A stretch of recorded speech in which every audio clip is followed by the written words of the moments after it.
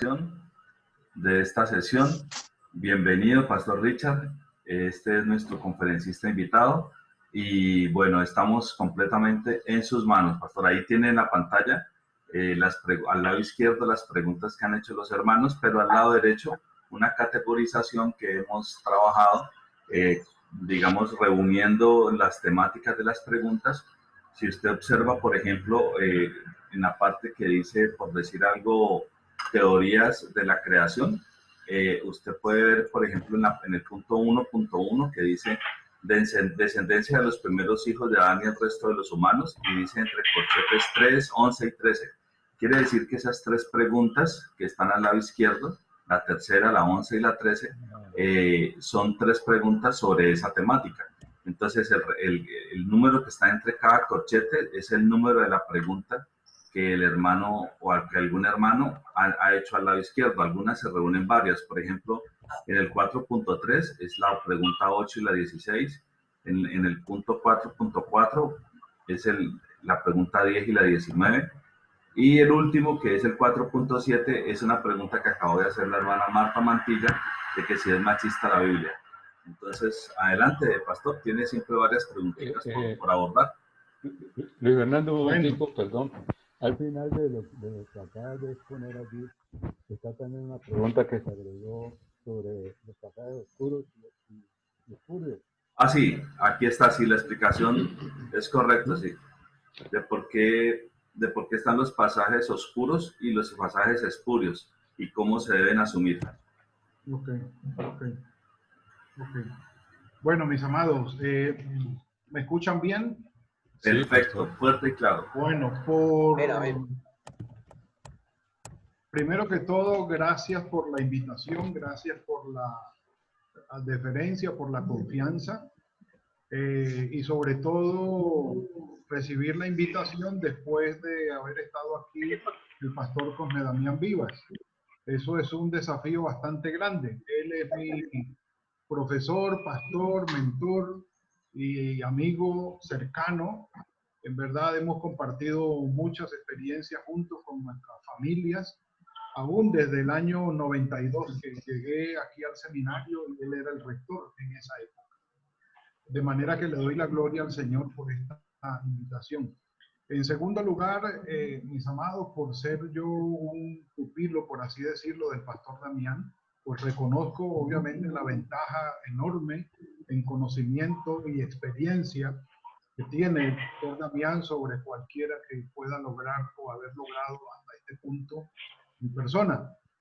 Siempre mis capacitaciones después del seminario, la gran mayoría tuvieron que ver con él cuando estaba en la Sociedad Bíblica Colombiana. Entonces, eso quiere decir que algunas preguntas van a quedar allí con vacíos para poder ir e investigar y seguir investigando, porque pues, a lo mejor no tengan la respuesta completa. Segundo lugar, ustedes los felicito porque ustedes han hecho preguntas que una sola pregunta de esas da para todo un curso de un semestre o 2 semestres de estudios en el Antiguo Testamento o en Biblia, por ejemplo. De manera que les pido, por favor, no pretendan que yo les vaya a dar aquí la respuesta completa a eso, a resumirle 1 o 2 años de estudios teológicos en algunos minutos. Y por logística, que es lo último, les pido por favor, si pueden apagar todos los micrófonos para que no haya interferencia en la locución, ¿sí? En la locución. Y bueno, voy a ir pregunta por pregunta para ir resolviendo lo que aparece allí. Gracias, Luis Fernando, por la clasificación y la clasificación de las preguntas. Esto es algo muy, muy interesante. Y vamos a entrar en materia entonces. No sé, pero me gustaría ir por el orden en que aparecen allí las preguntas, Luis Fernando. ¿Puedo hacerlo así? Luis Fernando se fue de la clase, no es posible. Como usted quiera, pastor, como usted quiera. Pastor, va bien. Como usted se sienta bien, Pastor, está bien. Ok, bueno. Gracias, mi hermano, gracias. Bueno, muy bien. Pregunta número 1. ¿Antes de la creación del Génesis existió otra creación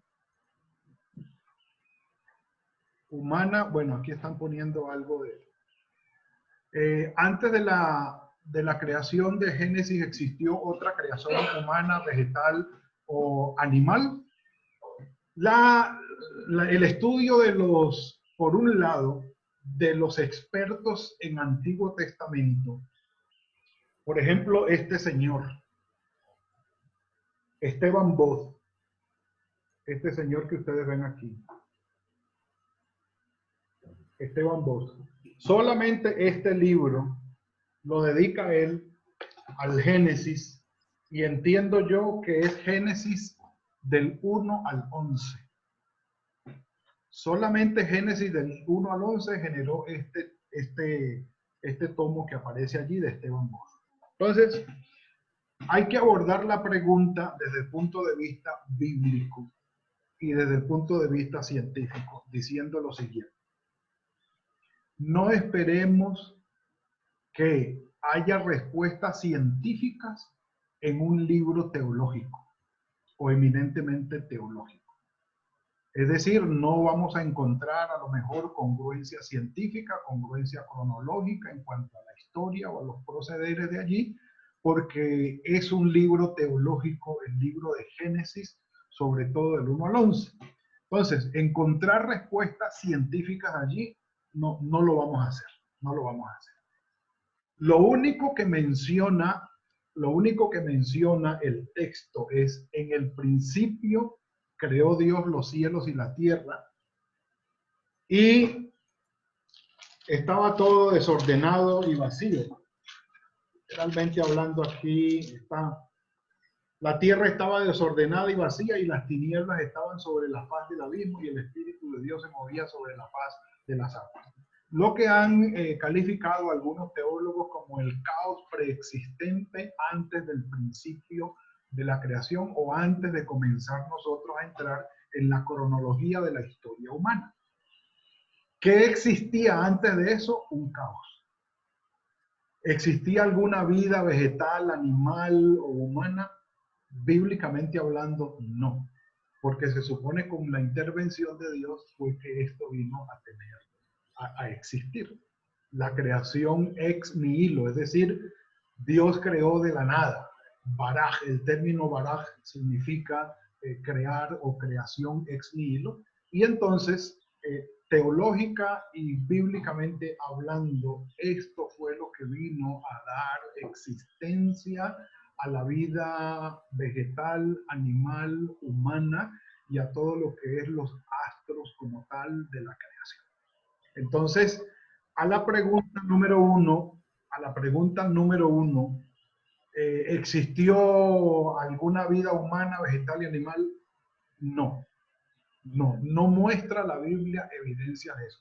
Ahora, científicamente hablando, ya eso es otra cosa. Porque los científicos en sus investigaciones se han ido al inicio de todo, para averiguar cómo fue que comenzó el universo. De allí la teoría del Big Bang, de allí la teoría evolucionista, de allí las explicaciones de tantos miles de millones de años detrás de la creación, o para que se diera origen al mundo que existe ahora. El mejor, digámoslo hasta ahora último, pues, que mejor ha expuesto toda esta materia, se llama Francis Collins. Francis Collins es el padre del genoma humano, y este hombre evangélico de hueso colorado explica en el libro del lenguaje de Dios cómo fue su conversión, y en ese libro también relata las propuestas científicas que él estuvo analizando en cuanto a todo esto para llegar a donde llegó. Entonces, vale la pena revisar cómo un hombre de fe, siendo científico, le da valor a lo que la palabra de Dios dice, pero entendiendo, vuelvo, insisto, mis amados, que la Biblia es un libro teológico eminentemente o primordialmente teológico, no científico.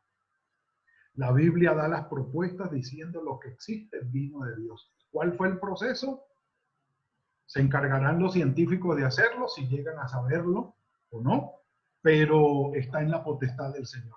Entonces, sí quiero que hagamos esa diferencia. Y la respuesta a la número 1, según la parte bíblica, no. La vida humana, vegetal y animal nació con el Señor. Entonces, la pregunta número 1 está asociada con ¿cuáles, mi querido Luis Fernando? Con la pregunta número 1, no, está como solita. Está solita, muy bien. Número 2. Perdón, pastor, ahí yo quiero hacer un comentario adicional, y es que la hermana que hizo la pregunta, que es la hermana Amanda, nos comentaba que ella había escuchado una alocución, una prédica, un mensaje del hermano Armando Alducín, en el cual había escuchado un tipo de respuesta. Por ahí está la hermana Amanda. Hermana Amanda. Aquí estoy. Sí, Es hermana. ¿Será que usted nos puede comentar más o menos lo que usted había escuchado de esa respuesta que había recibido hace ya unos días? Sí, que había una creación que era los hijos de Dios, que ellos había estado en el paraíso, en el Edén, Satanás, después de la rebelión. Entonces, en Ezequiel creo que fue, es que no tengo aquí el dato, los escritos, decía sobre que en el paraíso había estado el ángel de él, el ángel, el hijo preferido, que era Satanás. Entonces yo decía, preguntaba, no decía ni afirmar, sino preguntaba que si había habido una creación divina en el Edén antes de la creación de Adán y Eva. Esa era mi pregunta. Okay. Sí, y la respuesta va en ese orden, entendiendo que el relato de Isaías y de Ezequiel de la caída de Lucifer presupone una creación angélica. Si los ángeles fueron creados, pues presupone, y digo yo presupone, ya les voy a decir por qué, presupone una creación previa en los cielos, porque Satanás, Lucifer, fue creado, entonces se asume una creación previa en el cielo. Y luego de esto, la creación en la tierra, porque cuando Satanás se rebeló, fue lanzado a la tierra, pero Satanás es un ser angélico, no es un ser humano, ni obviamente animal ni vegetal. Entonces, el punto es el siguiente, mis amados. En la Biblia no hay explícita una cronología de la creación, ¿sí? Como tampoco hay explícita en la Biblia una cronología de la escatología, es decir, de los eventos del fin. No hay. Hay versiones de escatología de nuestro Señor Jesucristo, de los apóstoles como Pedro, como Pablo y Juan en el Apocalipsis, y algunas que tienen que ver con Daniel o con Ezequiel en el Antiguo Testamento. Pero la escatología no tiene una cronología explícita diciendo el orden de los eventos del fin del mundo van a ser los siguientes 2 puntos. Número 1, eso no existe en la Biblia, como tampoco existe una cronología de los eventos del principio de la creación como tal, incluyendo la creación celestial, es decir, los seres que el Señor creó y que están en su presencia. Entonces, como eso no existe una cronología de cuándo fue creado, en qué momento cayó Satanás, sino que está, imagínense, el relato de Satanás está en Isaías. Estamos hablando de un profeta del siglo VIII. ¿sí? Igual Ezequiel, un profeta del siglo VII. Entonces, antes de Cristo, algo muy, muy, muy lejano. Entonces, y que se compiló mucho tiempo después. Y además, el relato de la creación o los relatos de la creación que se califican como sacerdotales fueron incluidos supuestamente en el siglo X antes de Cristo, en la compilación de lo que fue la Torá. Entonces, es muy difícil, y por eso les insistí en esto al inicio, es muy difícil que nosotros vayamos a encontrar una cronología explícita de la creación y que sea lógica. Solamente mantenemos relatos teológicos que lo que nos están diciendo a fin de cuentas es todo lo que existe vino del Señor, lo creó el Señor. Y Él permitió lo que permitió, hizo lo que hizo y Él está al control de todo esto. Entonces, siempre vamos a tener dificultades y propuestas muy diferentes unas de las otras cuando empezamos a hablar de lo que no es explícito en la palabra del Señor. La doctora Marta Serrano, si ustedes quieren pueden buscar los estudios de ella, aparecen varios en internet. Marta Serrano, ella fue presidenta de la Sociedad Bíblica Colombiana y tiene unos estudios doctorales en lo que es el Antiguo Testamento y todo lo que es la expansión de la humanidad como tal. Y obviamente todos los sucesos que ella hace una propuesta, sucesos cronológicos de lo que relata Génesis del 1 al 11. Entonces, aunque allí hay propuestas, vuelvo y les digo, literalmente, de manera explícita, no aparecen en la palabra del Señor. Bueno, ¿podemos avanzar, mis queridos? Adelante, pastor, muchas gracias. Sí, bueno, muy bien. Déjenme cierro esto aquí para poder leer. La número 1 estaba solita. ¿De dónde salieron los gigantes mencionados en la Biblia? ¿Eran seres caídos o descendientes de ellos en Génesis 6? Bueno, sí, en Génesis capítulo 6 es un texto que habla de que los hijos de Dios, aconteció que cuando comenzaron los hombres a multiplicarse sobre la faz de la tierra y les nacieron hijas, al ver los hijos de Dios que las hijas de los hombres eran hermosas, tomaron para sí mujeres, escogiendo entre todas y de ellas nacieron los gigantes. Bueno, Esteban Bosch, que se los acabo de mencionar ahorita, Esteban Bosch en su libro de Génesis, él explica allí, dice, una de las propuestas es que fueron espíritus o ángeles que realmente descendieron de los cielos y tuvieron relaciones con las mujeres, lo cual el texto no lo dice cuando habla de los hijos de Dios. Algunos intérpretes consideran que se trata de seres divinos o celestiales, como se menciona en Job capítulo 1, que fueron los hijos de Dios a encontrarse en la presencia de Él. Otros piensan que son la línea piadosa de Set, el hijo ¿cómo se llama? De Adán y Eva, Set, o de las familias gobernantes. La primera interpretación toma en cuenta una creencia común entre los pueblos de la región acerca de una raza de gigantes que habrían nacido de la unión antinatural de los seres sobrenaturales con las mujeres. Aunque el relato bíblico contiene aspectos oscuros, su intención es afirmar una vez más la incontenible expansión del pecado en el mundo y la corrupción creciente del género humano.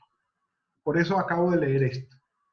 La intención del escritor sagrado, es decir, la humanidad se corrompió a un nivel indescriptible. Ese es el enfoque teológico del texto. Como les acabo de decir, Génesis es un libro teológico más que científico. Pero nos gusta indagar y nos gusta buscar. Entonces, o fueron seres angélicos, o fueron seres reales o piadosos de la línea de Set, como dice allí el comentario, o algunos se han ido un poquito más lejos y se refieren a la experiencia de sucubos e incubos, donde seres demoníacos, espíritus demoníacos, hacen, ¿cómo se llama?, acoso sexual a las personas. No sé si ustedes han escuchado alguna vez de estas experiencias. Estos subcubos e incubos y subcubos, de estas experiencias, digámoslas así, ocultistas, demoníacas, pues nunca se ha dicho que han nacido hijos, de manera que queda descartado, aunque se ha comprobado que es una experiencia real y ha sucedido. La número 2, que los ángeles, como ángeles, bajen a la tierra a tener relaciones sexuales con las hijas de los hombres. Uno dice, ¿tienen entonces los ángeles sexo? Y si tienen, y si son definidos por sexo, además de eso pueden tener relaciones y pueden multiplicarse o pueden engendrar o pueden, sí, procrear. Esa respuesta no aparece en la palabra del Señor.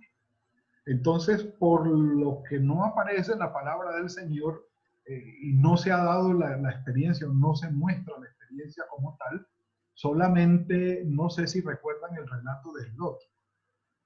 Cuando estos seres llegaron, los ángeles llegaron a visitar a Lot y los hombres de, ¿cómo se llama la ciudad? De Sodoma y Gomorra, de Sodoma llegaron allí y querían dormir, querían tener relaciones sexuales con los ángeles y Lot le sacó a las hijas, le dijo, te doy las hijas. Bueno, relato difícil también, pero que acerca a unos seres angelicales del relato que está un poco más cerca de los seres angelicales en cuestiones de sexualidad que tenemos en la Biblia.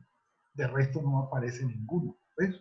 Por la ausencia de material y de mención en cuanto a la Biblia de la naturaleza sexuada, supuestamente entre comillas, de los ángeles, queda descartada esa segunda también. Y la primera, que es la parte de los descendientes de la línea piadosa de Set, llamándoles a estos personajes los hijos de Dios por el nivel de nobleza que tenían, es la más, digámoslo así, la más aceptada. Pero la gran pregunta para esta última es, ¿cuál era el pecado entonces? Es decir, si estos seres que eran humanos de la línea piadosa de Set, que les decían que eran nobles, ¿listo?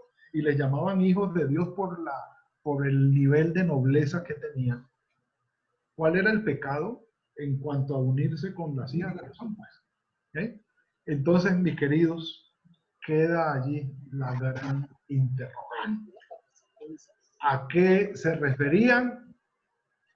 No sabemos. Es muy complicado ante esas propuestas descansar sobre una sola, ¿sí? Y que hayan nacido de allí los gigantes.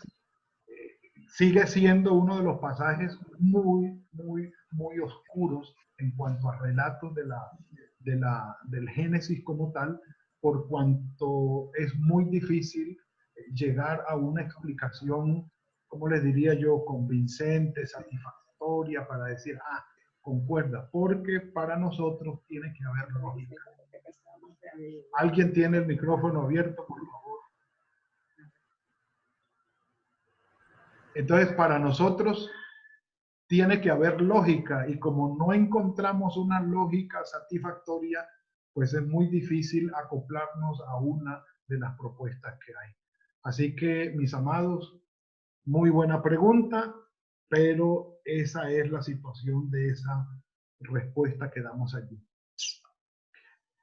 La número 2, ¿tiene alguna asociación con otra, mi querido Luis Fernando? También va solita. También está solita. Bueno, muy bien. No sé si van a agregar algún comentario allí, Luis Fernando o Pastor Alcalá. ¿Puedo hacer una pregunta? Sí. ¿Va a hablar el hermano William? ¿Quién va a hablar? ¿Yo voy a hacer un aporte? ¿Ya? ¿Puedo? Alexander. ¿Listo? Primeramente, pastor, los felicito porque más claro de allí el agua. Quería hacer un aporte respecto a la sexualidad de los ángeles. El Señor Jesucristo dijo que en el cielo no habrá casamientos, porque seremos como los ángeles. Entonces, allí hay una respuesta bíblica. Los ángeles no tienen pues relaciones sexuales. Entonces, respecto a eso, con los hijos de Dios, si se comparan que eran angelicales, entonces allí ya habría una contradicción respecto a lo que dice la Biblia. Era eso, pastor, no más. Ok, ok. No sé cómo les parece. No, por eso le digo, nosotros nos movemos por la lógica. Y Sí. es algo increíble la manera como en nuestros procesos de interpretación nos satisface mucho la lógica, tanto así que algo puede tener lógica y con que tenga lógica para nosotros es suficiente.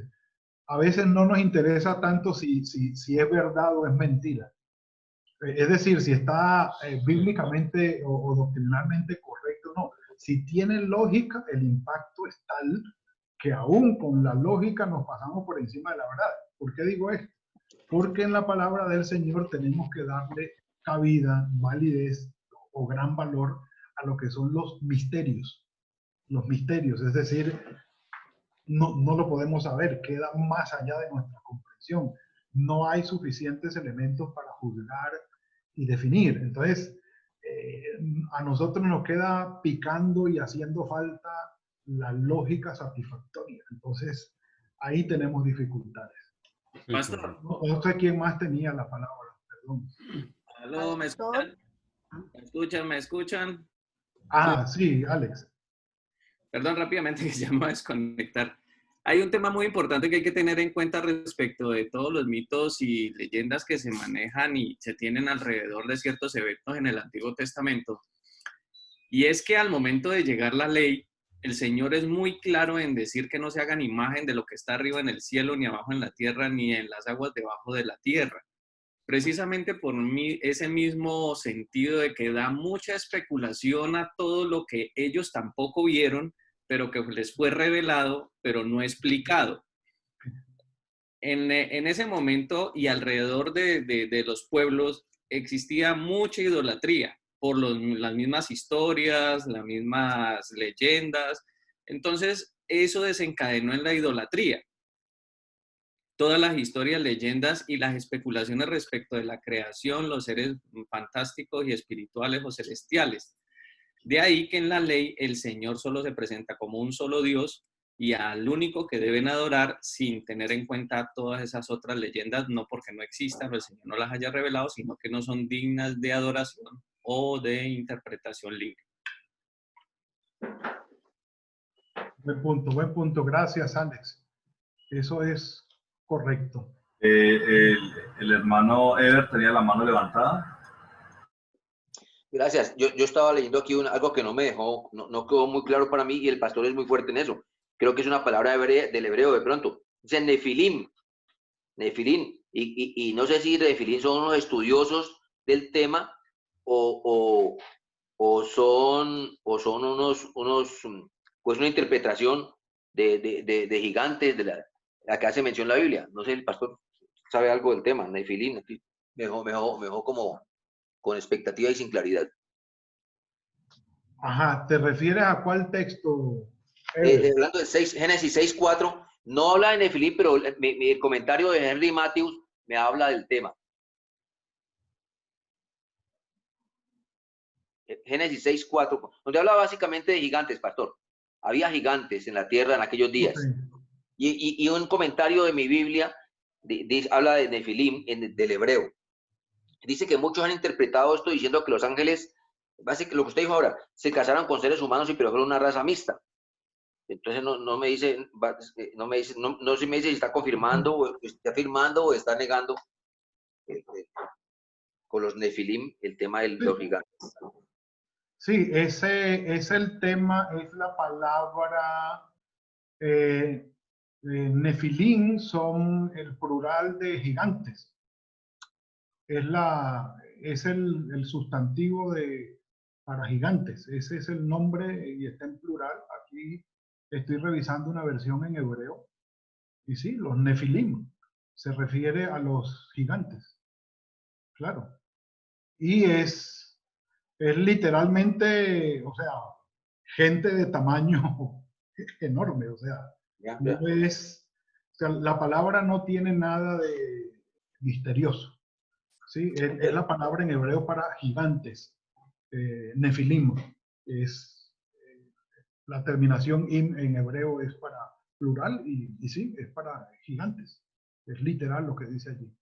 Sí, pero el comentario de Alex me pareció buenísimo. Claro. Realmente había mucho mito y mucha creencia. Y aún la gente de Oriente tiene mucha creencia en lo de Buda y Alá y todo ese tema. Sí. Que es una de las preguntas que hay más adelante. Bueno, vamos a ver si llegamos. Una parte, pastor, perdone. Sí. Ahí podríamos hacer una pregunta. ¿Qué pasa con los gigantes de la actualidad y que no proceden de lo que estamos comentando? ¿Sí? Sino un gigante natural hecho de un hombre y una mujer. Bueno, no, hermano Pastor Alcalá, usted ha dado un punto, bueno, yo lo iba a tocar más adelante. La arqueología ha encontrado, según algunos, unos vestigios de unos personajes que medían unos 3 metros, 2,80, 3 y algo de metros, enormes, unos gigantes. Y lo referían con la palabra que acaba de mencionar mi hermano Eber, que es los Nefilim. Haciéndose la pregunta, los arqueólogos, ¿serán estos los Nefilim mencionados, los hijos de Anak mencionados, que eran gigantes, descendientes, amigos o parientes de Goliat con el que mató a David, etcétera, etcétera? Entonces, el punto allí es, sí, y aún hoy hay personajes que miden 2 metros con 80, 2 metros con 70. Existieron y la arqueología lo comprueba.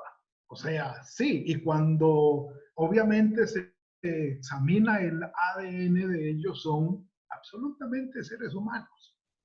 Son seres humanos. Entonces, lo que yo le quería decir, porque hay una pregunta allí más adelante, de los avances que ha tenido la hermenéutica. La hermenéutica nuestra, la hermenéutica en la historia de la hermenéutica, ha avanzado, y uno de los grandes avances que ha tenido la hermenéutica actual es por la arqueología. La hermenéutica moderna ha tenido un gran apoyo y una gran arqueología moderna. La arqueología moderna ha hecho dos grandes aportes a la parte bíblica, la interpretación bíblica. Primer gran aporte, confirmar que los eventos bíblicos concuerdan con la historia y son verdad. ¿Me escucharon esa primera parte? Sí, correcto. Amén. Número 1. Ok, y número 2, la arqueología, más allá, que es la segunda parte, más allá de comprobar que la Biblia tiene razón,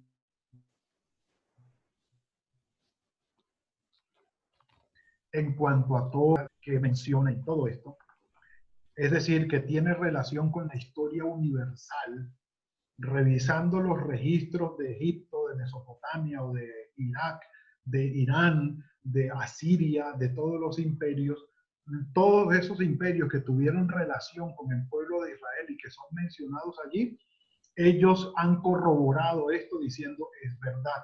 Y hay tablillas, hay, ¿cómo se llaman? Escritos cuneiformes, hay cilindros, lo que usted quiera. Y obviamente papiros y ¿cómo se llaman? Los de cuero. Se me va el nombre de unos, los papiros. Pergaminos, gracias. Pergaminos. Exacto. Hay esa evidencia. Entonces, La segunda parte que ha proporcionado la arqueología es la dinámica de vida o la cotidianidad de vida de la antigüedad, de los relatos bíblicos. Por ejemplo, Jebús era el nombre de Jerusalén antes de ser conquistada por David. Y los jebuseos, Jericó, y todas las excavaciones de Jericó. Entonces, ya ellos dicen, listo, la Biblia tiene razón. Jebús era Jerusalén, no hay problema. Jericó era Jericó, listo, no hay ningún problema.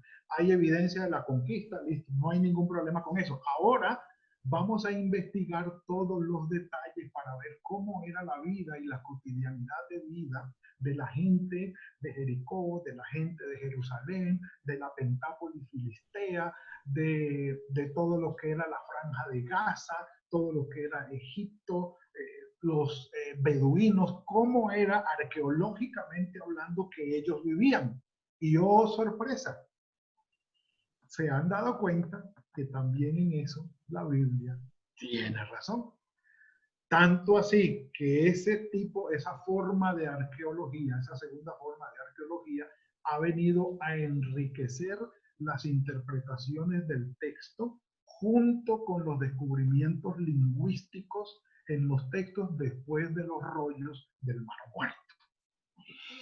Entonces, lo que tenemos aquí en avances para la interpretación bíblica para hoy va desde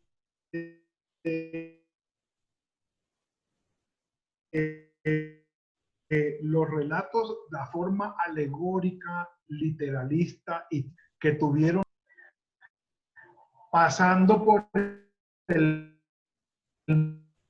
método histórico gramatical, a una unión o a una consideración de unas multidisciplinas alrededor del texto bíblico que incluyen historia universal, que incluye arqueología antigua y arqueología moderna, que incluye la parte lingüística, que incluye la parte geográfica, es decir, fotografías y videos desde los satélites de la Tierra Santa, y no solamente de la Tierra Santa, todo lo que tiene que ver con Turquía y todo lo que tiene que ver con Irak e Irán, la media luna fértil, Arabia Saudita, es decir, el noreste de Arabia Saudita, y el norte de África, en lo que tiene que ver con Israel, el delta del Nilo y todo esto.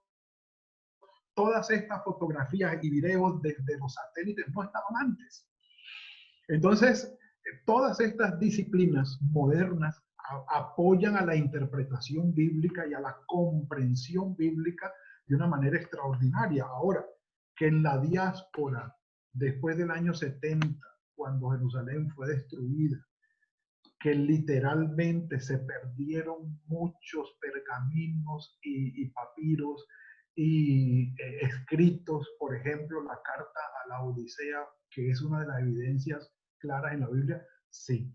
Pero que todas estas disciplinas ahora en la modernidad las tenemos, sí. Yo tengo aquí en mi computador, mis amados, un programa que se llama BibleWorks para intérpretes y estudiosos de la Biblia de alto nivel. Obviamente yo no lo manejo ni siquiera un 10% todavía, pero yo me quedo aterrado todas las herramientas que hay allí para comprender todas las versiones que hay y vertientes que hay en hebreo, en arameo, en español, en griego, de la palabra del Señor.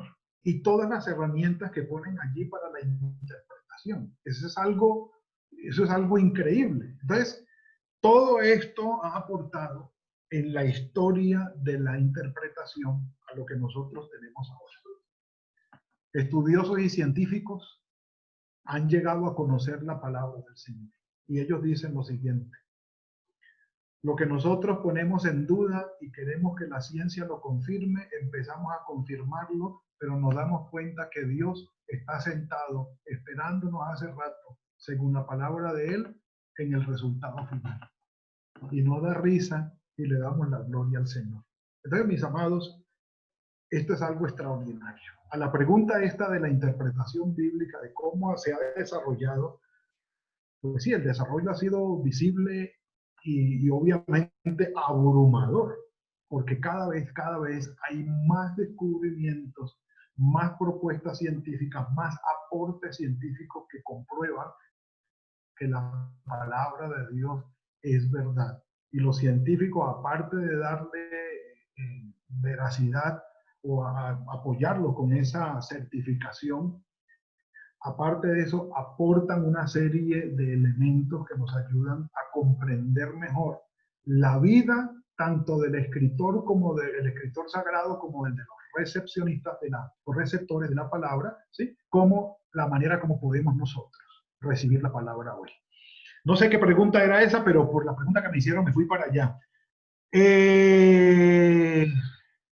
Ustedes aquí me hicieron trampa, porque aquí hay unas preguntas que no estaban en lo que la pastora me pasó. Pero bueno, número 3. Siendo Sí, Adán y pastor. Eva la primera pareja, ¿cómo se dio? Sí, Fernando. Perdón, pastor. Sí, lo que pasa es que ya me enteré por qué. Y es que la pastora me había enviado el subconjunto de preguntas que le había pasado a usted, que eran 10 preguntas en total. El asunto sucedió que como me lo envió un correo que no es el correo que utilizo en la clase, entonces no las tenía, o sea, no me había percatado de ello. Por lo tanto, no fue las que mostré. Las que envió la pastora realmente fueron estas que estoy mostrando en este momento. Entonces, pues no sé, pastor, si... corto, me gusta. Este es el canon corto. Ok, entonces dejamos este, ¿le parece? O como usted quiera, pastor. No, la pregunta es, el pastor Damián no había respondido ninguna de las preguntas anteriores, de las primeras que mostró. Pues así como lo está haciendo usted, de manera puntual, pregunta por pregunta, no, él dio una, Okay. digamos que una conferencia muy interesante en la que se tocaron algunos aspectos de preguntas varias, pero digamos que inmerso en medio de toda la conferencia. Ya después hicieron algunas preguntas cortas, específicas, muy puntuales, pero pues así como lo está haciendo usted, pues obviamente está súper bien. Ok, pues si quiere deje el anterior, no hay ningún problema, Fernando. Ah, bueno. Va muy bien, pastor, va muy bien. Digo yo de manera jocosa que me hicieron trampa, pero yo no, va excelente, va excelente. Bueno.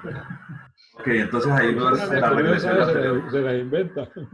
Bueno, siendo Adán y Eva la primera pareja, ¿cómo se dio la descendencia? Miren, ustedes están haciendo preguntas peligrosas.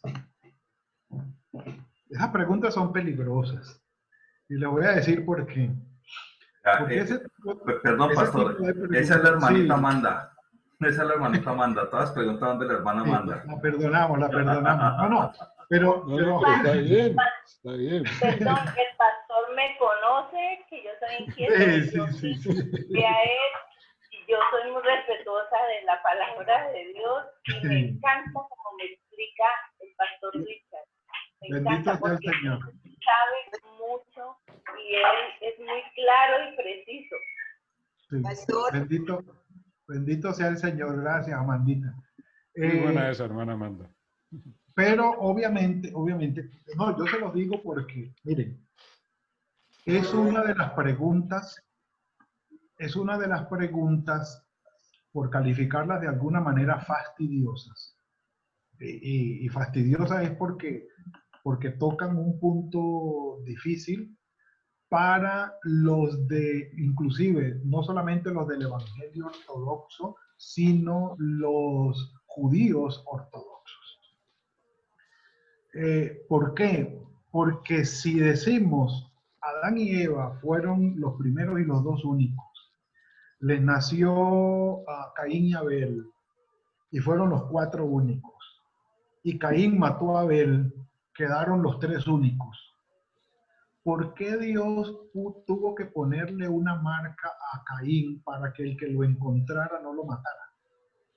Uno dice, venga, esto no concuerda, ¿sí? Y si después tuvieron hijos e hijas, esto quiere decir entonces que se recurrió al incesto o se recurrió al coito entre hermanos para poder perpetuar y darle crecimiento a a la humanidad. Y efectivamente, después que se fue Caín y habitó en la tierra de Nod, se encontró gente. Se encontró gente. Entonces, la propuesta es, y la pregunta va al punto porque, bueno, ¿cómo se perpetúa la descendencia? Con el pastor Damián fue quienes vimos, con quien vimos precisamente en la maestría el énfasis de Génesis, el estudio de Génesis, gran parte de nuestro tiempo, porque teníamos que empezar por admitir que el relato de la creación no es un relato científico, ¿sí? De manera que va a tener estos vacíos de números de personas y de procedimientos que concuerden lógicamente con. Pero yo de todas maneras los invito para que revisen el trabajo de la doctora Marta Serrano, que es interesante. Pero bíblicamente hablando, entonces, la propuesta que dice el pastor Damián, que recuerdo en esa época lo estudiamos, es que cuando se habla de Adán, no se habla de un hombre, sino de la humanidad. Y la propuesta que hay es que la humanidad que Dios creó estaba representada en Adán y Eva. Ellos representaban la humanidad. Y lo que pasó con ellos fue lo que pasó con toda la humanidad, pero se admite que no eran los únicos creados, ni eran los únicos que habían al momento de ser castigados y expulsados del, ¿cómo se llama? Del paraíso. Del paraíso. Y que lo más probable es que en ese lapso de tiempo, o sea, en ese procedimiento, en esos acontecimientos, el lapso de tiempo no se puede establecer. Y no se sabe cuánto tiempo pasó entre que ellos estuvieron en el paraíso, fueron expulsados y nació Caín y Abel, no se sabe. Pero la propuesta es la humanidad estaba representada en ellos dos, pero no eran los únicos existentes.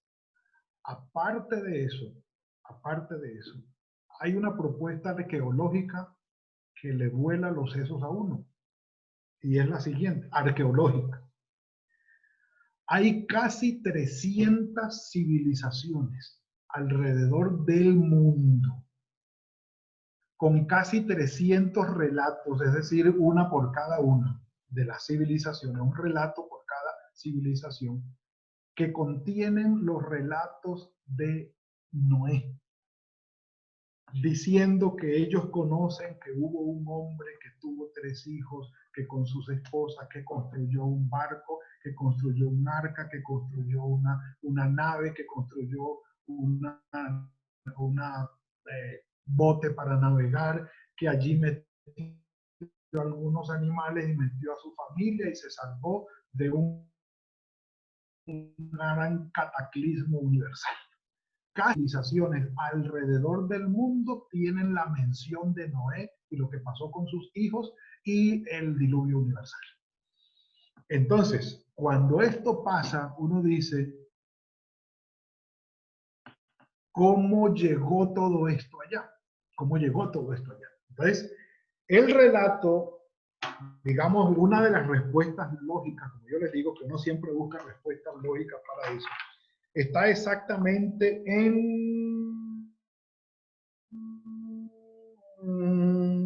ya les voy a decir. Ajá, en Génesis 10:32. Está el texto aquí. Génesis 10. Estos son los linajes de los hijos de Noé según sus descendencias y naciones. De estos se esparcieron las naciones de la tierra después del diluvio. Explican las diferentes naciones, razas y gentes en el mundo en la Biblia a partir de la Torre de Babel. Ahora, Pastor, lo que pasa es que, sí, científicos, sociólogos le encuentran dificultad al relato por el tiempo del relato y la expansión de las gentes en todo el mundo. Porque dicen, África y Arabia descienden de Cam, por eso son los camitas. De Sem desciende a Siria y dicen Palestina también. Y de Jafet descienden Asia Menor y Europa. Entonces levantamos la mano nosotros los americanos. ¿Y nosotros de quién venimos? Entonces, mis amados, vuelvo y les digo, la Biblia tiene en esto sus grandes lagunas que tenemos que admitirlas. Tenemos que admitirlas porque lo otro sería forzar el texto bíblico a decir lo que el texto bíblico no dice y no contiene. Pero si ustedes me dicen esto, sí. Ahora, yo les pido y les aconsejo, les sugiero mejor, que busquen en internet, a manera de pregunta en YouTube, un video que fue montado allí. Ese video, yo no sé, los que viven aquí en Cali desde hace tiempo, si se acuerdan de la librería El Camino. O no, perdón, no El Camino, El Encuentro.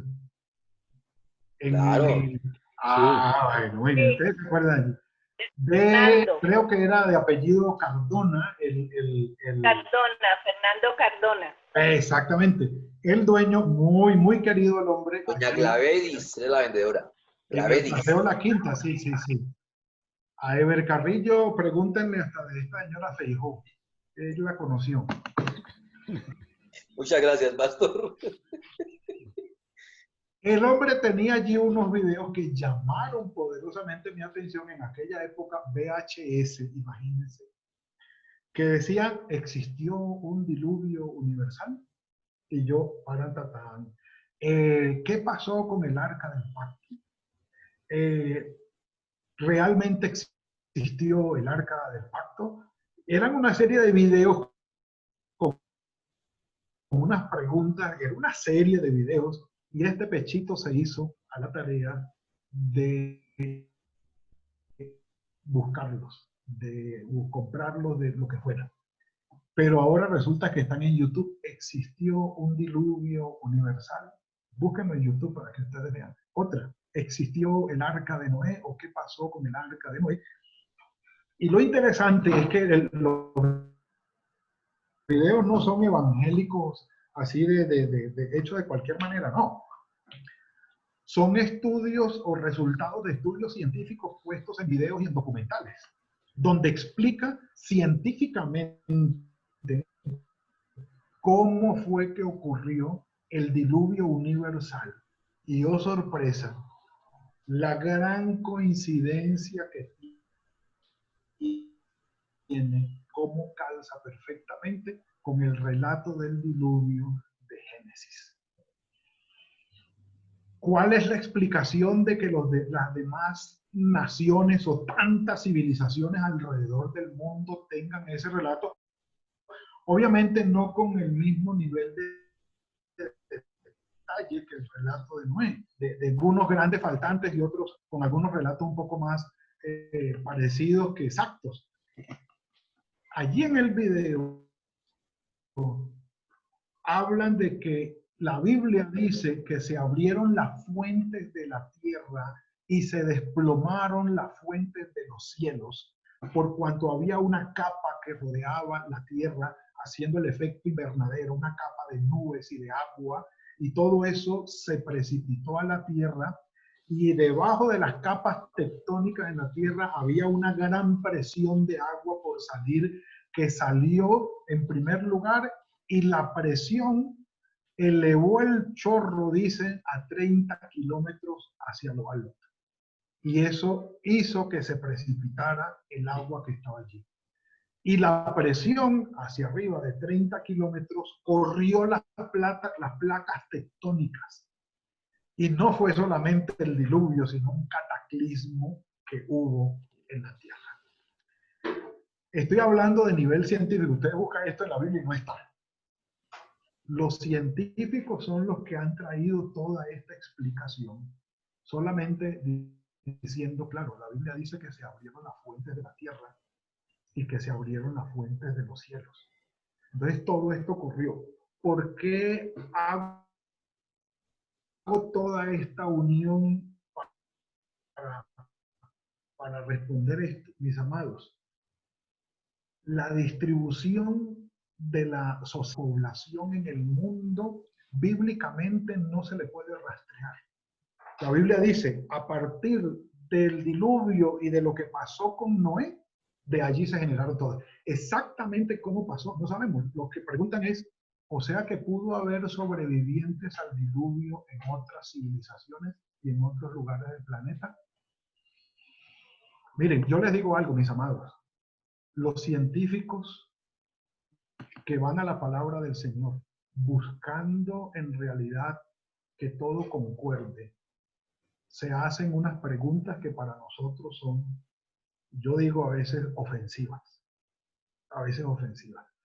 e incómodas, por utilizar un término más liviano, más suave, incómodas, porque ponen en duda lo que la palabra del Señor dice, pero ellos dicen, venga, no es en duda, lo que queremos es constatar que el lenguaje de la Tierra, el lenguaje histórico, geológico y arqueológico que evidentemente nos da la Tierra, concuerda con lo que la palabra del Señor dice que pasó.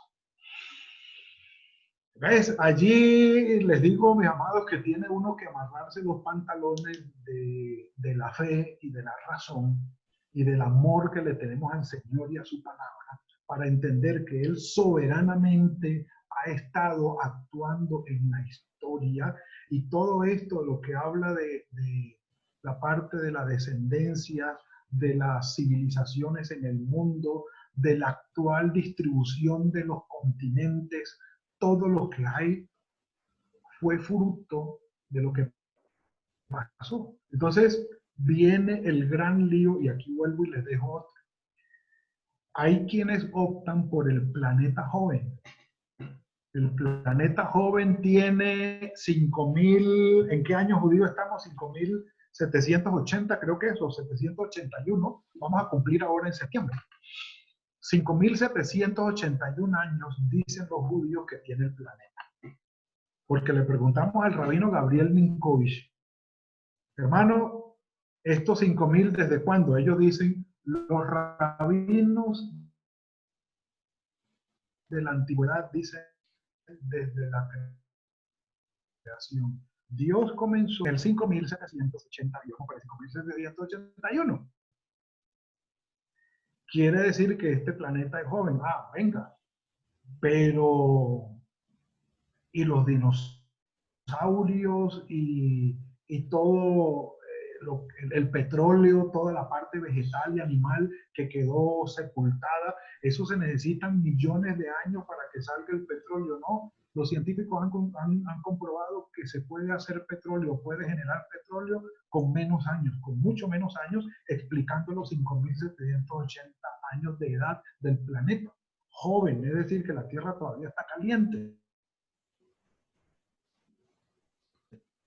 Pero los científicos, eso es un poco más largo, y el proceso va a 30.000 millones de años atrás. Entonces, mis amados, vuelvo y les digo, el texto sagrado es un texto teológico, no científico.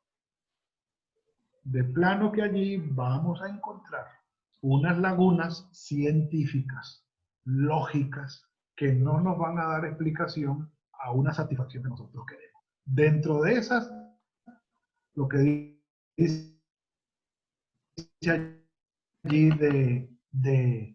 y todo lo demás, que aproveché para responder a otras preguntas más. Pastor, bueno, me gustaría dejar a un lado sobre los dos testigos. Sí, Pastor Alcalá. Respecto a sus últimas palabras, de que no podemos esperar respuestas científicas en un libro teológico. Entonces tengo para las razas humanas el siguiente versículo. Génesis 3:20 dice, y llamó a Adán Ajá. el nombre de su mujer Eva, que es la madre, dice, Madre de todos los vivientes.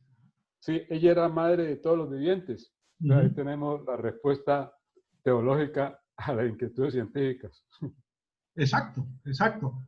Porque, entre otras cosas, los científicos sí dicen, tenemos que referirnos a un ser que dio origen a todo, o sea, a un humano de donde venimos todos. ¿Sí? Pero ellos le hablan de un ser, ellos no hablan de un humano. Entonces yo por dentro me digo, listo, yo ya le tengo el nombre. Yo ya le tengo el nombre. Pero como dice Francis Collins, muchas veces los científicos empezamos unos procesos muy lentos, para saber que al final nos está esperando allí sentado el Señor y su palabra, con la respuesta que Él ya había dado hace años, pero que nosotros teníamos que vivir el proceso. Entonces, eso es muy cierto, Pastor Alcalá, eso es muy cierto. Bueno, mis amados, ¿seguimos? ¿Seguimos? ¿Sí o no? Adelante, adelante. Sí, bueno. Vamos muy bien, pastor, tranquilo. Vamos bien, vamos bien. Bueno, me gustaría seguir con la parte, no sé si la número 3 tiene otras compañeras allí. La 11 y la 13. La 11 y la 13, por favor. Dice, es que no alcanzo a leer bien aquí. Déjenme y amplío un poco esto. Ajá. La 11. Bueno, eso. Si la otra nada, ¿de dónde salió la más gente? Muy bien. Si Caín y Abel fueron los primeros, hubo hijos antes, y si Abel tuvo descendencia, bueno, listo. ¿Hemos respondido? ¿Sí o no? ¿La 11 y la 13? Sí. Sí, Sí, muy bien. Permítanme entonces, Luis Fernando, saltarme la de los dos testigos del Apocalipsis.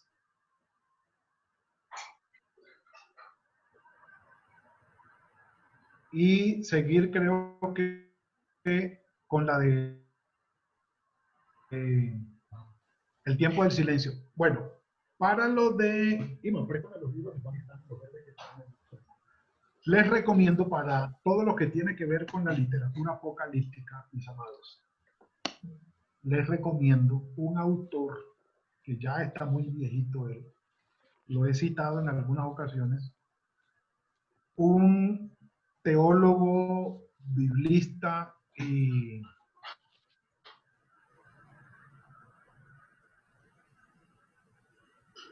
muy importante escritor, S.T.A.M. Deben estar en la parte del Nuevo Testamento, ahí a la izquierda, la segunda ala. Eso, pasando. Entonces, el hombre tiene cuatro comentarios para Apocalipsis. Aquí están.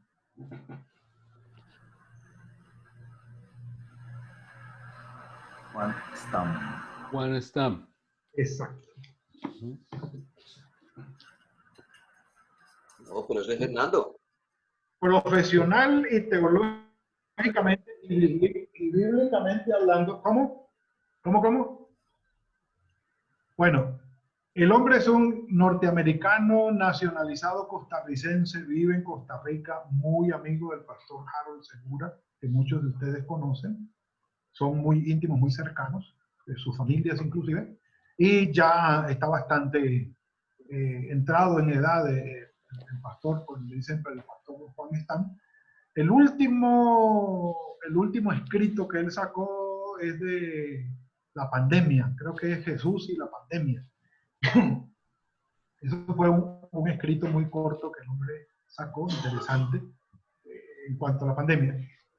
Recomiendo el trabajo del pastor Juan Stam para la interpretación del Apocalipsis y de la literatura apocalíptica.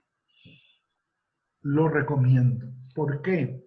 Porque a mi juicio, ustedes pueden revisarlo igual, a mi juicio el hombre usa no solamente el método histórico gramatical para la interpretación del Apocalipsis. Es decir, venga, analicemos qué fue lo que escribió Juan, por qué lo escribió y a quién se lo escribió y qué estaba pasando alrededor de Juan y alrededor de los lectores originales, qué estaba sucediendo para que Juan les escribiera lo que escribió y qué necesitaba Juan que los lectores originales entendieran.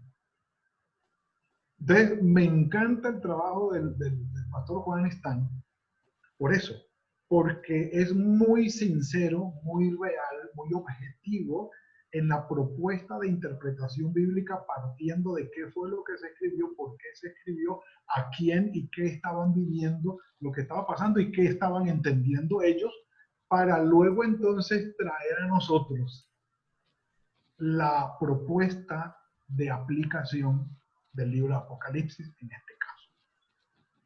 Lo recomiendo y ustedes podrán allí leerlo. Se pueden conseguir los libros, no hay ningún problema por ello. Y es de una lectura supremamente interesante, muy interesante. Allí se los dejo. ¿Por qué se presentó el tiempo de silencio entre el final del Antiguo Testamento y el inicio del Nuevo Testamento? ¿Por qué el silencio? No sabemos. La Biblia no dice, la palabra profética se paró con Isaías, se paró con Malaquías y se retomó con Juan el Bautista, porque no sabemos.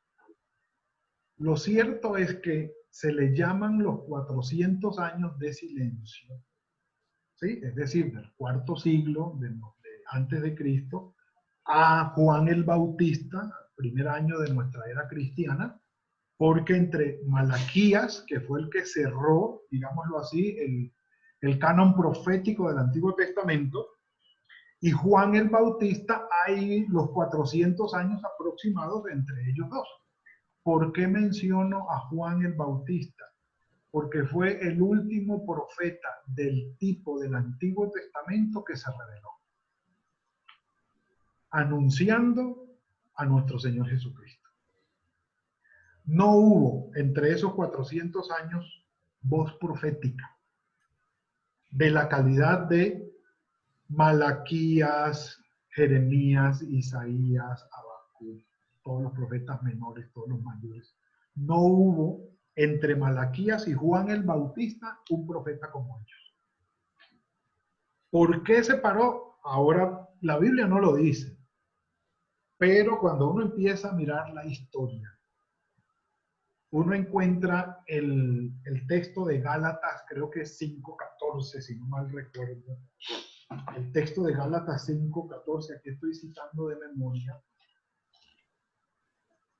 5:14, no. Donde dice cuando se cumplió el tiempo. 4 es la cosa. 4:4. Gálatas 4:4. Pero cuando vino el cumplimiento del tiempo, Dios envió a su Hijo, nacido de mujer y nacido bajo la ley. Es Gálatas 4:4. Entonces, de allí se toman algunos comentaristas y biblistas para decir, cuando se cumplió el tiempo, es decir, paró Dios de hablar en Malaquías y esperó estratégicamente que pasaran 400 años para que llegáramos a Juan el Bautista. Entre esos 400 años cae el imperio griego y se levanta el imperio romano en esos 400 años. No quiere decir que no pasó nada. No, sí pasó y mucho. ¿Ustedes quieren averiguar más o menos qué pasó? Aquí hay otra preguntita que dice que cuáles son los aportes que nos dejan los libros deuterocanónicos y los apócrifos, pero por lo menos los deuterocanónicos, para la vida del cristiano hoy. Pues mis amados, uno de los aportes que dejan es que el primer libro y el segundo libro de Macabeos nos relata de una manera extraordinaria todo lo que tiene que ver con la incursión de Antíoco Epífanes IV ¿cómo se llama? General griego de los Seleucidas sobre Jerusalén, sobre la ciudad, sobre el templo y cómo influyó sobre la sociedad. Cómo influyó sobre la sociedad. Y cómo quiso acabar con el culto judío. Entonces, esto pasó, sí, en los 400 años de silencio. Sí, lo que es toda la genealogía ¿cómo se llama cuando un rey deja a un hijo y el hijo al otro, el hijo, ¿cómo se llama eso? Sucesión. ¿Cómo? Vitalicio. No. Legado. ¿Sucesión? No. ¿Cómo? No, Eso tiene un nombre, dinastía. Toda la dinastía de reyes y de sumos sacerdotes que hubo en Jerusalén en ese tiempo. Entonces, de lo que estamos hablando es que nos dejan los libros, algunos, no todos, los libros deuterocanónicos, un aporte histórico extraordinario para el periodo intertestamentario. Y muchos de ellos nos dejan un aporte de fe. Por ejemplo, el libro de Judith. Judith prácticamente es la historia de Débora. ¿Sí? Que es un libro que habla de unos eventos que no sucedieron, pero que muestran una fe y una dependencia del Señor espectacular y cómo el Señor de manera milagrosa libra al pueblo judío por medio de una mujer. Por medio de una mujer, aquí Judith, que Judith significa simplemente judía, ¿sí? Pero es un libro cuyos eventos son ficticios y sus personajes también. Entonces, estos textos, estos libros, apoyan la fe de Israel o mueven la fe de Israel. Prácticamente es una novela ficticia que mueve a la fe de Israel. Ahora, estos son aportes que los libros deuterocanónicos y los libros apócrifos, y yo sé que ustedes conocen la diferencia, han dejado o dejan a la cultura cristiana o a la vida cristiana nuestra. Aportes históricos como los libros de Macabeos 1 y 2 son aportes históricos. Algunos como Sirácidas, Tobías y todo, que son aportes de sabiduría, que tienen mucha relación con Eclesiastés, con Job y con Proverbios. Dejan aportes, ¿sí? No todos dejan el aporte completo, no. Por algo los judíos los dejaron en un segundo canon. Pero entonces, lo que les quiero decir al final es, en estos 400 años de silencio que hubo, el mundo del cercano Medio Oriente se preparó de manera militar y de manera social y de manera geográfica para la recepción del Evangelio y la expansión del Evangelio en el mundo actual. Si ustedes me preguntan a mí, pastor, ¿por qué cree usted, o sea, yo, que el Señor paró con Malaquías y siguió con Juan el Bautista 400 años después? Yo diría que Dios estaba preparando el mundo y preparando el terreno para la llegada de su Hijo y para la expansión del Evangelio. ¿Por qué? Porque precisamente en el siglo I de nuestra era había un idioma que era universal, el griego. Los griegos conquistaron culturalmente a los romanos, aunque los romanos conquistaron militarmente a los griegos.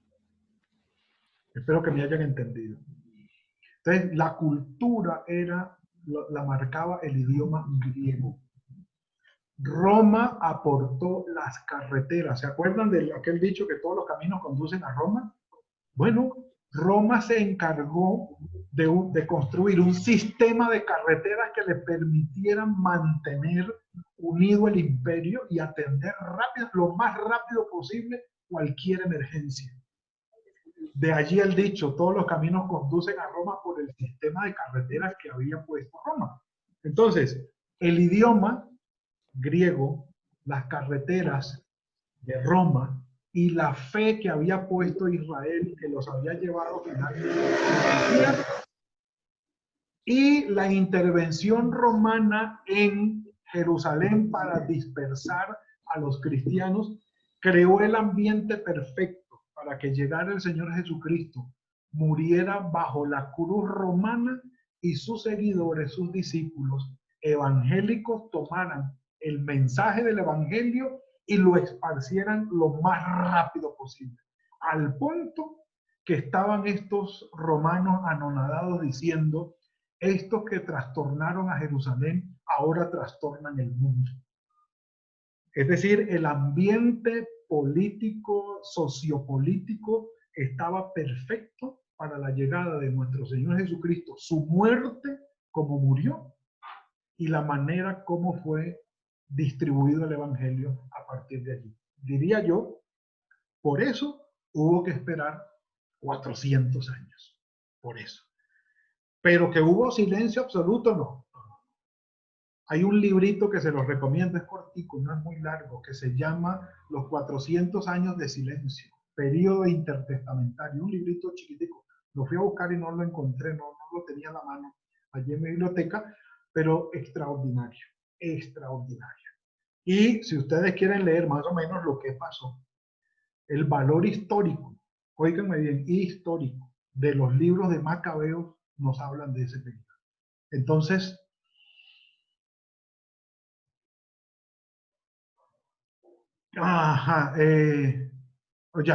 ya contestamos la número 5 y bendito sea el Señor. ¿Cómo? Bueno, no sé si hay algún comentario, alguna otra pregunta allí de esta pregunta. Pastor, disculpe, me salgo un poquito del tema. Sí, cuando te estaba escuchando todo lo que pasó, los 400 años, me venía, todo lo relacionaba con lo que estamos viviendo. Dice, sabemos que el Señor permite todas las cosas, tiene el control de todas las cosas.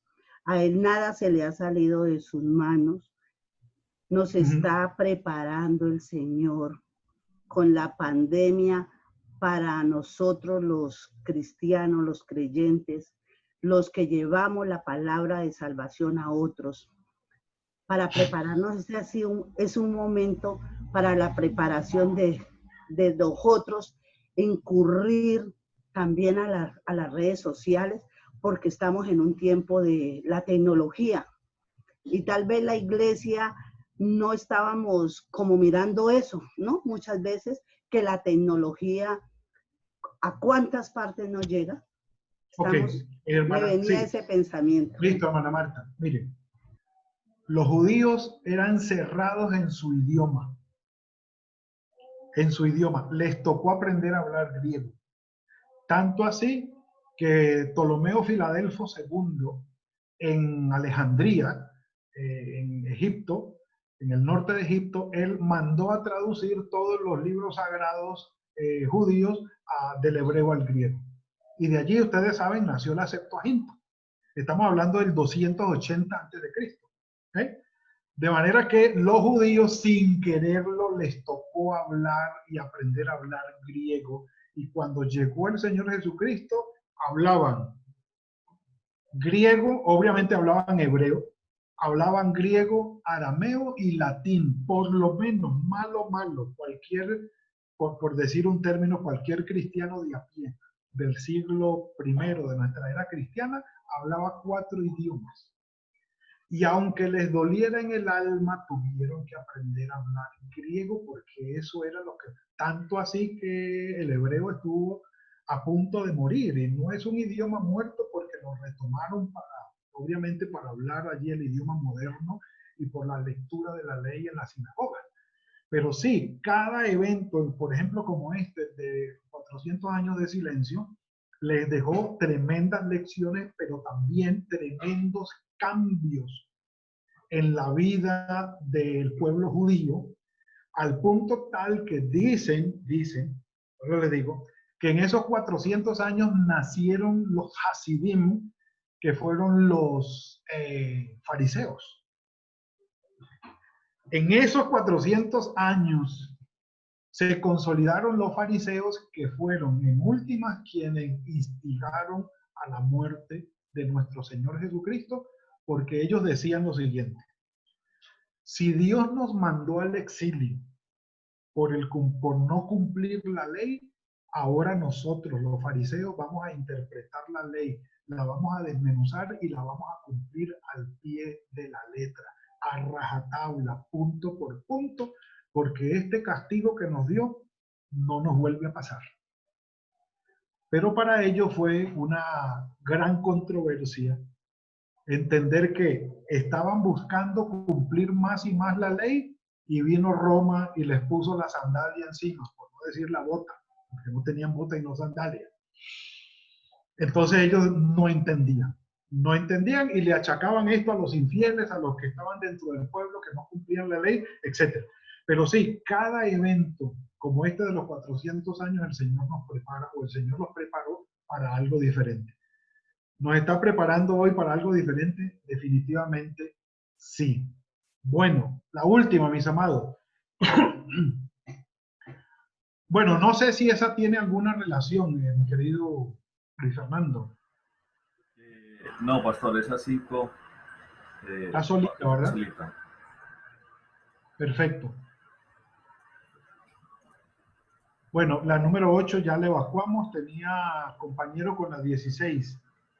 ¿Qué aportes concretos hacen para el estudio y entendimiento bíblico escritos como los libros apócrifos y similares, a pesar de que han sido cuestionados? Bueno, les voy a decir una última palabra al respecto.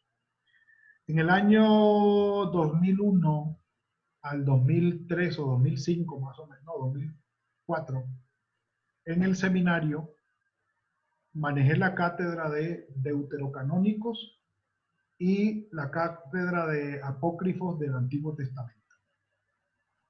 Y hacíamos un ejercicio. Dentro del pensum de estudios y de trabajo de los estudiantes, tenían ellos que hacer un estudio que era leer detenidamente el libro deuterocanónico y hacer una comparación con los libros canónicos para ver qué había de diferente, qué había de similar y qué aportes teológicos hacía a la vida cristiana de hoy. Y obviamente con base en las similitudes, que eran muchas, es decir, textos que estaban corroborados por los textos canónicos, se sacaban muchas enseñanzas y enfoques teológicos, ¿sí? Pero entonces al final llegábamos a una conclusión. Si esto es así, ¿por qué yo tengo que invertirle tiempo a los deuterocanónicos, sabiendo que todavía no he leído ni he estudiado a conciencia y con disciplina los textos canónicos? Entonces, decíamos, bueno, por lo menos para tener referencia y tal, allí están, y encontramos pues el motivo del estudio y la motivación para el estudio. Pero al final tenían razón. Usted y yo, hay quienes hemos leído la Biblia, pero quienes hayan estudiado la Biblia es muy poco. Me refiero a irse libro por libro, deteniéndose en capítulo por capítulo para estudiar la palabra con disciplina y con algo de profundidad, por no decir toda la profundidad. Muy pocos. Pero sí, estos deuterocanónicos dejan un aporte, no es todo, y hay que tener mucho cuidado con esto, al momento de hacer este clic entre la literatura apócrifa o deuterocanónica con la de literatura canónica. ¿Cómo una persona del Antiguo Testamento llegó a ser salva a pesar de no cumplir los mandamientos y los sacrificios, y solo los sacrificios eran de expiación? Correcto. Esta es una pregunta de las difíciles también para responder en el campo de la teología. Y quienes ¿cómo se llaman? Quienes la responden dicen, aquí estaba el Señor Jesucristo cuando murió, yendo a predicarle a los espíritus encarcelados para que supieran de él y del sacrificio expiatorio. Entonces, en ese texto, no recuerdo si ustedes pueden acordar y ponerlo allí, no, o decirlo, no me acuerdo, del texto, que dice que cuando el Señor Jesucristo murió, él fue a predicarle a esos espíritus encarcelados. Entonces, los que hablan de esto dicen, esta fue la salvación o la oportunidad de salvación en Cristo que tuvieron las personas que murieron antes de que el Señor Jesucristo muriera en la cruz por todos nosotros. Por eso Él fue a predicarles y vuelve la lógica, porque Dios es un Dios justo y no iba a dejar que aquellas personas, aparte de nosotros, quedaran sin una oportunidad de ser salvas en Cristo. ¿Por qué? Porque por el cumplimiento estricto de la ley nadie se podía salvar, porque nadie la cumplía a plenitud. Entonces, digamos que esa es una de las propuestas que hay, porque vuelvo y les digo, la Biblia no dice de manera explícita, amados hermanos, os escribo para que no os ignoréis la manera en que los del Antiguo Testamento fueron salvos. 2 puntos. Ellos fueron salvos, no, eso no lo dice la Biblia. Entonces, como no lo dice, se buscan interpretaciones o aplicaciones que satisfagan de una u otra manera la lógica nuestra, para decir, sí, aquí dice, entonces fue allá, entonces esto cuadra perfectamente con esto. ¿Qué les puedo decir yo? Romanos 1 dice que la ley estaba escrita en sus corazones, sin conocer la ley. Sin conocer la ley.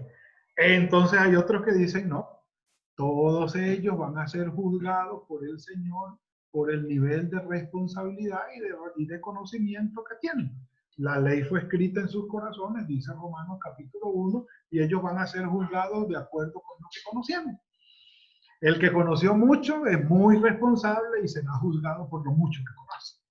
El que conoció poco, pues es poco responsable, pero será juzgado por lo poco de la ley que hay en su corazón. Romanos capítulo 1. ¿Cómo va a actuar el Señor finalmente?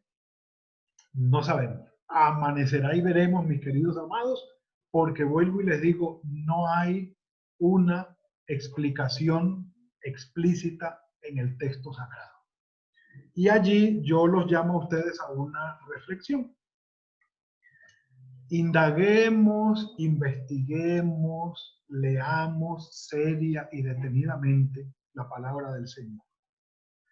¿Por qué? Porque hoy hay una cantidad de doctrinas y de propuestas doctrinales sacadas del texto bíblico, sacando el texto del contexto o haciendo decir al texto lo que no dice, o la última, no tomando en cuenta todo lo que la Biblia dice.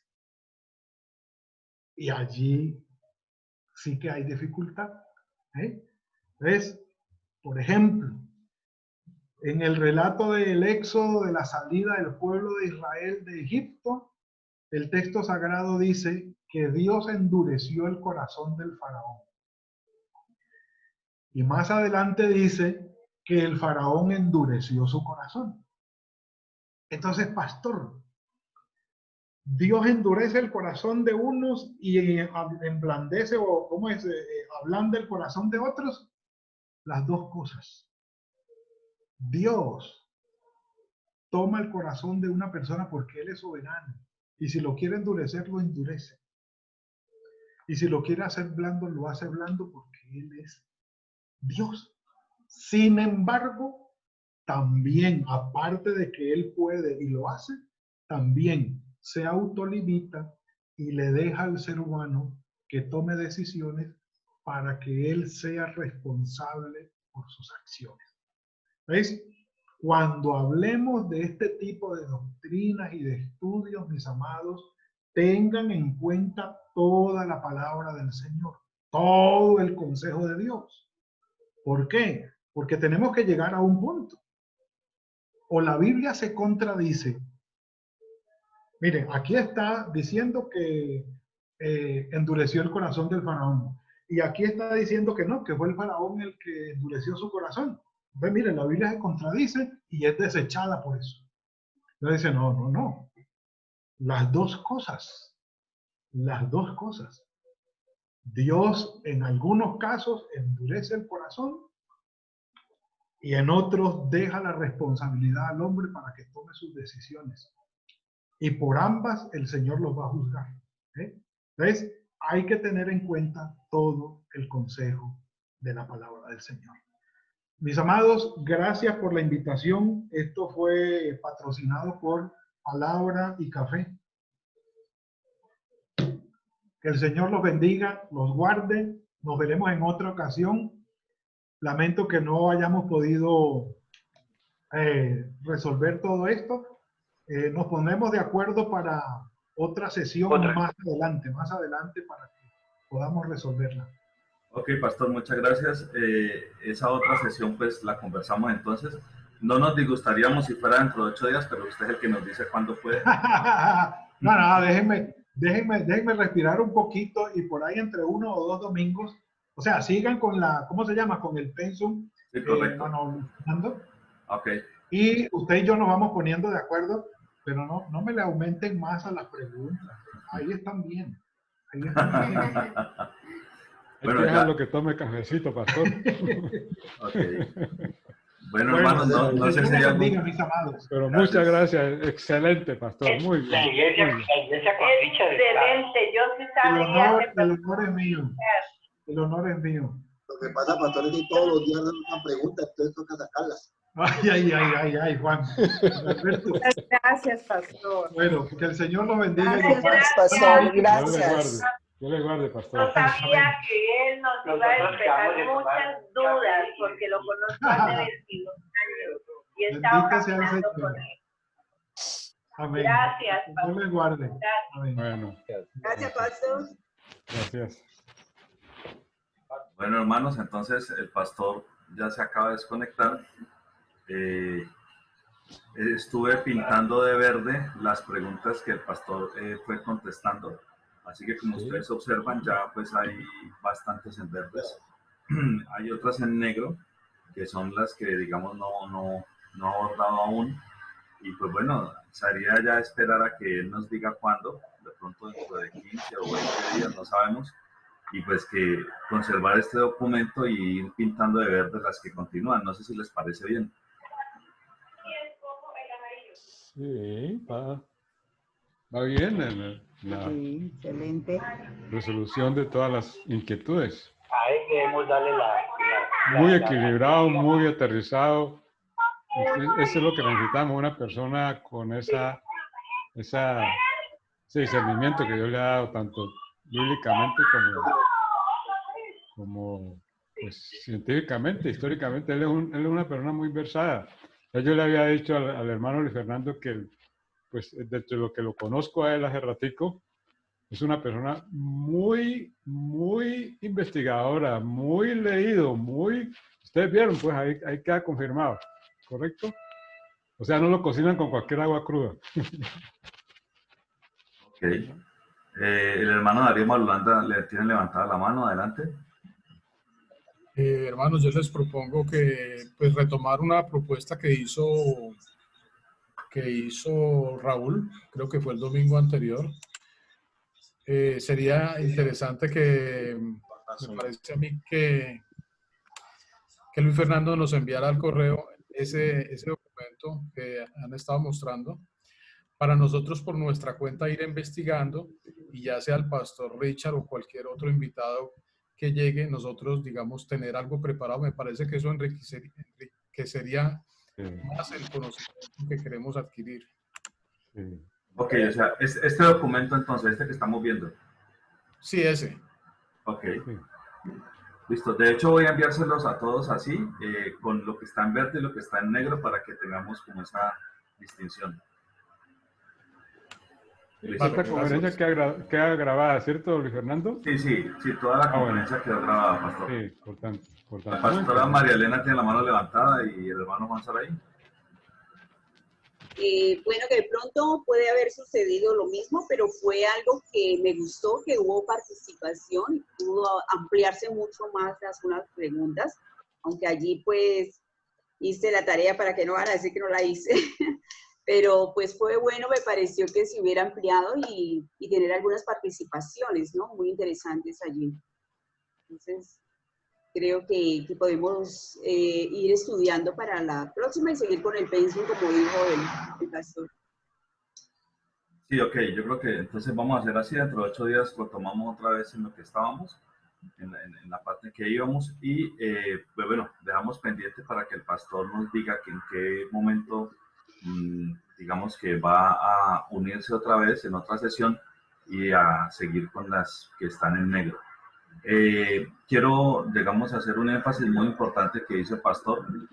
También ese énfasis lo hizo el reverendo Cosme Damián Vivas, y es, mis hermanos, que seamos muy cuidadosos de, ¿cómo les digo?, argumentaciones o explicaciones que muchas veces escuchamos en enlace o en otras prédicas.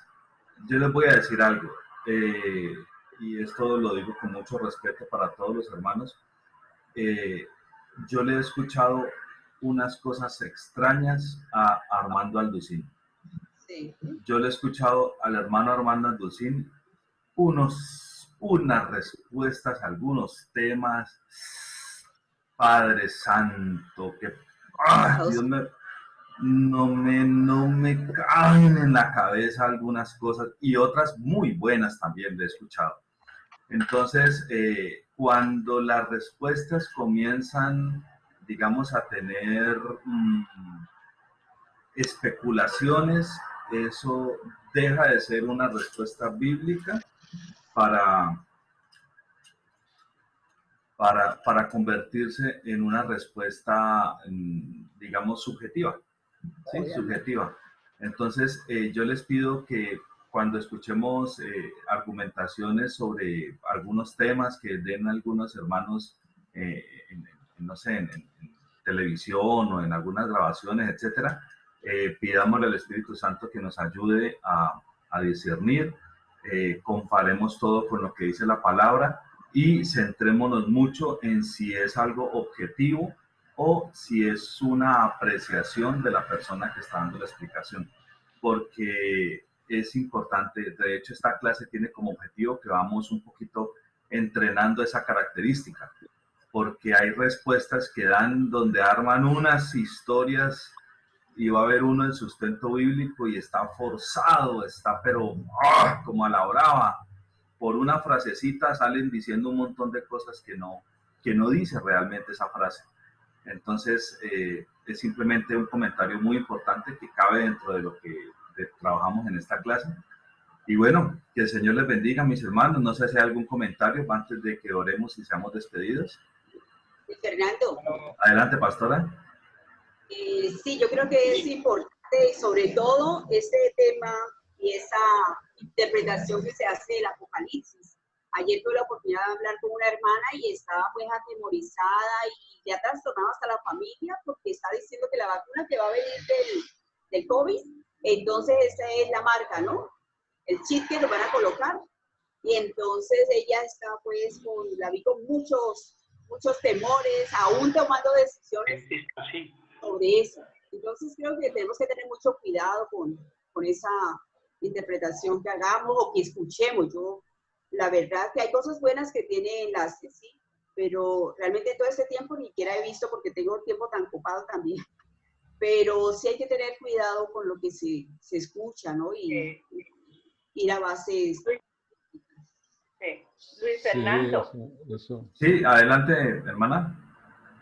Yo quiero decirles a todos que yo no soy seguidora de Armando Alducín. Yo oí esa prédica y tengo la concepción que tiene Luis Fernando de que hay unas cosas buenas y otras malas. Yo tengo mucha unión con el pastor Richard y lo admiro mucho, y yo cuando tengo una duda siempre acudo a él y yo oro y tengo el Espíritu Santo No creo en todo lo que ellos dicen, ni nada, ni lo tomo en cuenta, pero eso fueron preguntas de antes de oír una prédica de él que yo tenía en mi pensamiento, y antes había hablado con el pastor Richard y él me las había despejado. Yo ya sabía eso, y gracias, pero les quiero ampliar esto y decirles esta parte, ¿sí? Soy muy respetuosa de la palabra de Dios y sigo mucho al Señor, y hace 22 años yo he estado con el pastor Richard, lo admiro y él me ha enseñado mucho, con él he aprendido mucho y le doy gracias a Dios. Gloria al Señor. Gloria al Señor. Gracias, hermana. Gracias, hermana. Pastor. Muy importante, porque la Biblia nos da 2 parámetros. Examínalo todo, retén lo bueno.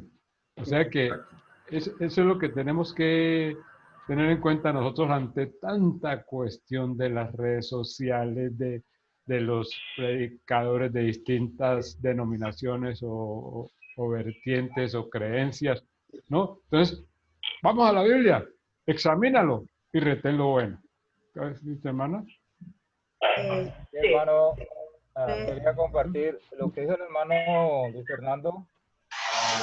Es esencial para nosotros como cristianos de no dejarnos llevar por interpretaciones muy entusiastas. Hay personas que toman, gracias por la...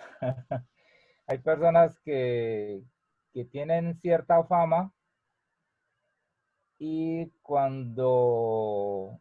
Y se van creyendo algo más, ¿no? O sea, como esa persona con esa capacidad de escuchar la voz de Dios y de querer extraer pasajes muy inertes, entre comillas, o que no quieren decir eso y ponerlo como una doctrina. Entonces, hay una expresión que dice, el convencido convence, pero no todos los convencidos tienen la verdad. Pero la gente le entusiasma a esas personas con ese carisma, y definitivamente pues estamos en una época que horrible. Bueno, antes también lo había, ¿no? En la época de Pablo, pero sí creo que con las herramientas que hemos recibido sobre la hermenéutica, yo creo que ya es hora de ponerlas a trabajar y pedirle al Espíritu Santo que nos ayuden en ese estudio, en esa investigación. Gracias, hermano.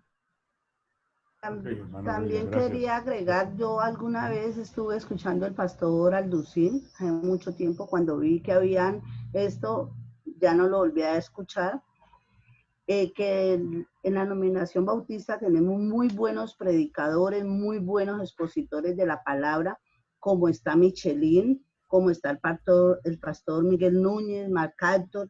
Yo sigo esos y los escucho y voy a ellos porque la bautista tiene mucha infinidad de predicadores, expositores, conferencistas, para todas las necesidades.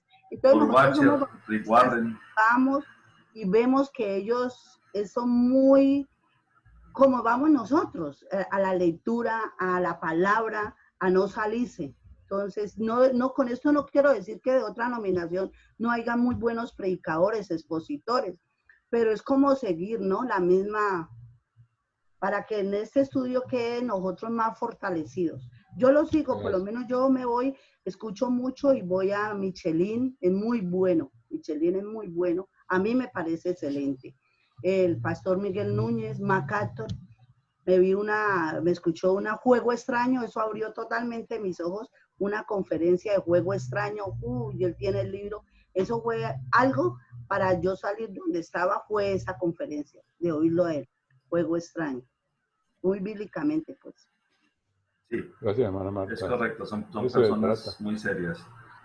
Charles Stanley, por ejemplo, Paul Washer, bueno, hay varios.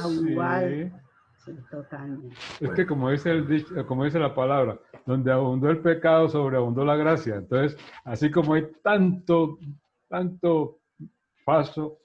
Dios también tiene sus siervos que nos hacen claridad sobre su palabra. Sí, hombres serios, el de estudio serio de la palabra. Ajá. Bueno, entonces, si no es más, mis hermanos, no sé si alguien quiere hacer algún comentario, si no, entonces ya nos oramos para ser despedidos. El culto, correcto. Era el culto, sí. Bueno, entonces, la pastora creo que intenta hablar algo. Sí, que aunque hemos tomado en referencia a todos estos hombres, recuerden que el mismo Pablo dijo que si aún un ángel del cielo viene y nos dice algo que no está conforme a la palabra, el Señor también nos ha dado a nosotros la capacidad de poder interpretar, de tener el Espíritu Santo. Eso no quiere decir que no investiguemos. Vamos a investigar, tomamos fuentes serias, aún las editoriales serias, pero tenemos que tener mucho cuidado en eso, ¿no? De no ir a decir, bueno, porque lo dijo fulano, esa es palabra de Dios. Entonces tenemos que aún, dijo Pablo, que ni aún a él, nosotros tenemos que tener también todas esas interrogantes que ustedes tienen, que nosotros tenemos, pues, los podemos llevar también a conversarlos, así como lo tenemos ahora, los hemos tenido, para despejarlos. Pero tenemos ese desafío también. Y nosotros como bautistas, en nuestra doctrina está una de las doctrinas que es la competencia del alma. O sea, cómo yo puedo también recibir que el Señor me dé la capacidad de yo interpretar, ¿sí? Entonces tenemos que tener claro esto. Correcto, pastora. Es excelente. Ahí cuando usted habló de iluminación, ¿se acuerda? Sí. Dios muestra a sus siervos lo que Él quiere mostrar según el mismo compromiso que uno adquiera con el Señor. ¿Ok? Eso es así. Bueno, entonces vamos a pedirle entonces hoy, aquí será, a la hermana Amanda, que nos colabore y nos ayude para orar y ser despedidos. ¿Será tan amable, hermana? Amanda. ¿Amanda o Marta? Amanda. Bueno. Señor, Padre de la Gloria, en estos momentos estamos aquí, Señor, ante tu presencia y sabemos, Señor, del cuidado que tú tienes de cada uno de nosotros, Señor. Desde el momento que hemos entregado nuestra vida a nuestro Señor Jesucristo y creemos que Él es nuestro Salvador, que Él murió en la cruz por nuestros pecados, Él llevó todas nuestras inquietudes, todas nuestras faltas, Señor, todas nuestras necesidades en la cruz, Padre Santo. Y sabemos fiel y firmemente que tú en la cruz venciste a Satanás, Señor. Él no tiene poder sobre nosotros porque tú nos has comprado con la sangre de nuestro Señor Jesucristo y así lo creemos y así lo profesamos, Señor. Gracias por el cuidado que tú tienes, gracias por la sabiduría que tú le has dado al pastor Richard, Señor. Gracias, Padre amado, por todos los hermanos que estamos aquí acompañándonos, Señor, y que nos apoyamos mutuamente, Señor, y nos cuidamos. Gracias, Padre amado, por el conocimiento que tú nos has dado con tu palabra, Señor. Gracias, Señor, te damos por los momentos que estamos viviendo, Señor, porque tú, Señor, tienes un propósito para la vida de cada uno de nosotros, Señor. Te damos gracias, Padre amado, por Luis Fernando y por el pastor Alcalá, por la pastora María Elena y por todos los que estamos en este momento inquietos y conociendo tu palabra y conociendo todo lo que tú nos estás enseñando diariamente. Hemos orado, Señor, en el nombre de nuestro Señor Jesucristo. Amén. Amén. Amén y amén. Muchas gracias, hermana. Muchas gracias, hermanos. Muchas gracias. Para todos. Hasta luego. Dios los bendiga. Que Dios los bendiga. Muchas gracias. Muchas gracias a todos. Que Dios los bendiga. Hola, Olga, bienvenida. Espero que no falte. Bendiciones. No. Claro que no. Voy a estar juiciosa. Okay. Gracias. Bueno, hasta luego. Bueno, ok.